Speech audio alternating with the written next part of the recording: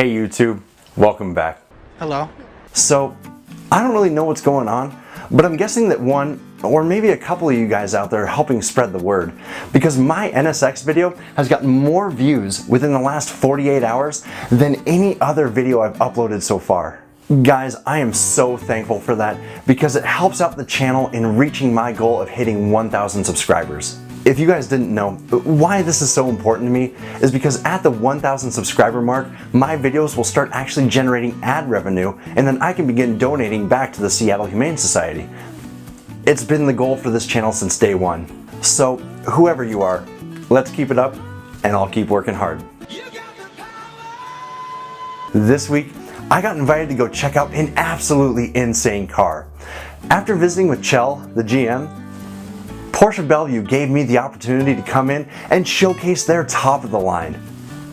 Let's go check it out. It's early Saturday morning. I'm headed back on over to Bellevue to check out this awesome car right when this place opens. Since it's a dealership, I don't want to interrupt sales operations, right? So I figured that the earlier I get there on the weekend, the better it'll be. If you guys follow me on Instagram at CatsAndCars Official, I may have already spoiled what we're looking at today, but here we are. Porsche Bellevue. Yeah, buddy.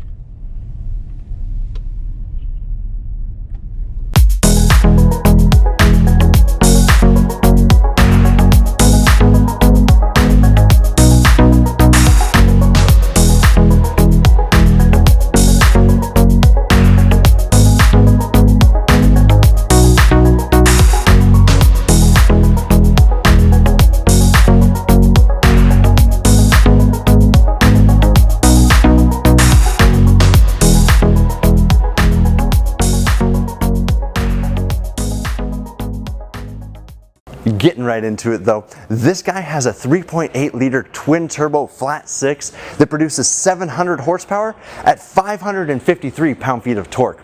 And it also has that specialty Y-Sock package, which helps out with the weight in the 0 to 60, which in this car is an astounding 2.7 seconds. The max speed is 211 miles an hour. And what's gonna help get you there is the 7-speed dual clutch automatic transmission that Porsche also likes to call the Pdk. I don't know how to pronounce it, but I'll put it right there for you. This Porsche actually held the Nürburgring track record at 6 minutes and 47 seconds, which was only just recently beat out by the Lamborghini SVJ at 6 minutes and 44 seconds. But with that, let's go ahead and hop on in, take a look around, and listen to that exhaust. All right, guys, I'm gonna hop into the GT2 RS. I wanted to show you something special with the key fob though, real quick. The key on this car is actually a miniature version of the GT2 RS. And if I hit the unlock button here, the window's gonna crack down out of the body for me, just ever so slightly, allowing me to open up the handle to get into the car. Before I actually sit down in the GT2 RS though, I wanted to show you guys the seats specifically. They're ultra lightweight, no motor, except for this button right here. This does raise the seat and lower the seat. But other than that, they are totally made out of carbon fiber for the frame of the seat. All right, time to sit on in. It's kind of fun. Oh yeah. So I've never sat in a car with these kind of seats before, but it is kind of snug. Not like in a bad way or like an uncomfortable way. More like if you have a backpack on and you tighten it real tight, you're secure. I'm sure you guys can tell, but there are no back seats in the GT2 RS. It is a 911 that's been modded, so the seats have been removed, which is why I'm assuming you still have this phone holder back there, but there is no actual way to sit back there. It does make for good cargo room though. And while we're looking around, you guys can see this does have the Y-Sock package in it. And what that does is it replaces standard trim pieces with actual carbon fiber instead. And it adds to decreasing the entire weight of the car. And that is something nice that you can do with Porsche, is actually customize almost every entire feature in here. Taking a look at the steering wheel here with the gauge cluster in the background, the first thing you'll notice is how minimalistic this is, right? There's no extra switches or buttons or associated wiring, and all that stuff adds extra weight, which this car is trying to eliminate. Same with the gauge cluster. If you take a look at the left-hand side, it's all analog. The only screen we have is on the right-hand side here. I'll show you what that does when we turn the car on, and then we'll also take a look at the center console as well.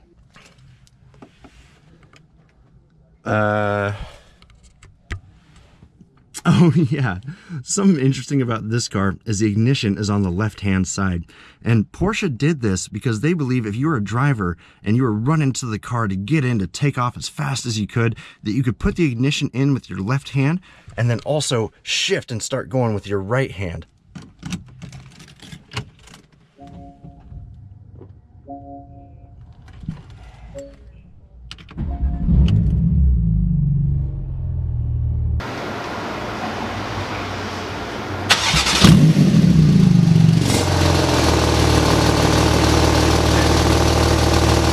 All right, guys, it sounds like it's warm enough. Let's go ahead and give it a couple revs.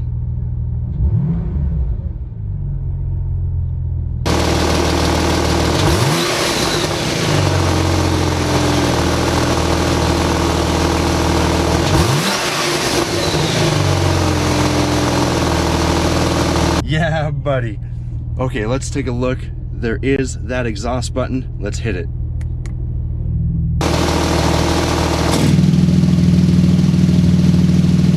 Oh man, you hear how deep that went?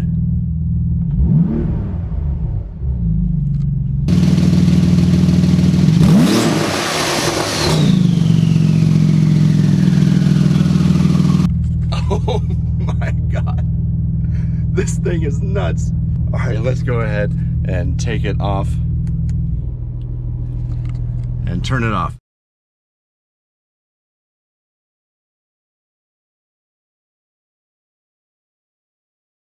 So with the car in analog mode, the first thing that shows up on the digital gauge cluster is your G-forces. It's up, down, left, right. It shows you where the forces are actually coming from when you're going through corners or speeding or any of that kind of stuff. I think that's absolutely crazy. So I'm going to scroll up through the gauge cluster menu here to show you guys a couple different options and screens that it has. It does have its own navigation menu that you guys can see. You can zoom in, zoom out, have it be the 3D map. What does that look like? Oh, it just tilts it so you can see. I think that's very interesting to have navigation right there. You can also have navigation down here, but having it be up here, you don't take your eyes off the road really. So you still see everything that's happening. Down here, this is going to cause you to crash if you keep looking around. The center console is absolutely a touchscreen, and if I want to go into navigation here as well, I could just tap that.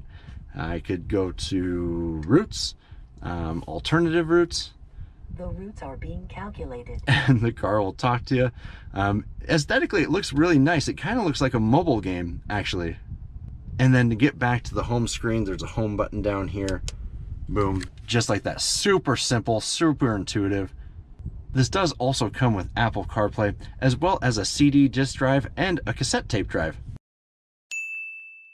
Moving on down here to the shifter. Again, this is in automatic, but if I wanted to push it down and over into manual mode, that'll engage the paddle shifters to give me a little bit more control. And one of the last things I wanted to showcase here on the center console are these buttons.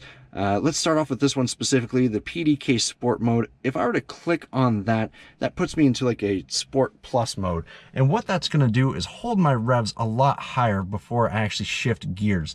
It's very aggressive. The next button that I wanted to showcase is this one right here, which looks like goggles, but it's really your exhaust. And what that does, if I were to click on that in normal mode, I would get the sound of sport mode without actually having to drive in sport mode.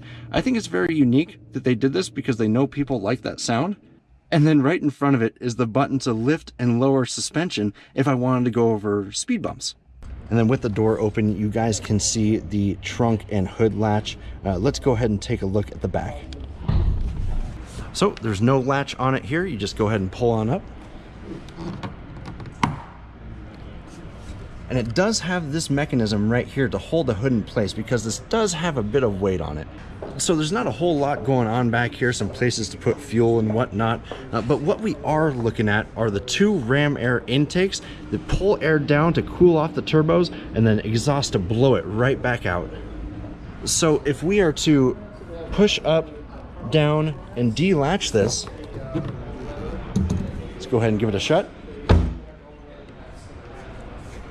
You can see right here how it sucks air in and then blows it right out the back. And one of the most unique features on the Porsche GT2 RS are these front quarter panel vents. And why they're there is because when the front tires are spinning real quick, it creates a lot of air pressure right here. So by adding these vents, it allows that air to go up and out, and these can spin as fast as they want with no worry. Well guys, that's the 2019 Porsche 911 GT2 RS. And again, I gotta thank Chell, the GM, and Steven for letting me come into Porsche Bellevue and showcase this awesome car. But now, as always, I'm headed back to upload this for you guys. Back now guys, and what an awesome car. I've said it before, but Porsche isn't really my strong point, right? However, Steven and the rest of the crew at Porsche Bellevue were absolutely amazing and very patient with me when bringing me up to speed on the significance of this incredible supercar. If you're fortunate enough to be able to afford it, this is one that you absolutely need to have in your collection. Well guys, that's it for this week's video. However, I accidentally stumbled upon a Porsche meetup the other day and couldn't figure out what to do with the footage. But this video seems like a good place to put it. So here it is. And as always guys, we'll see you guys next week.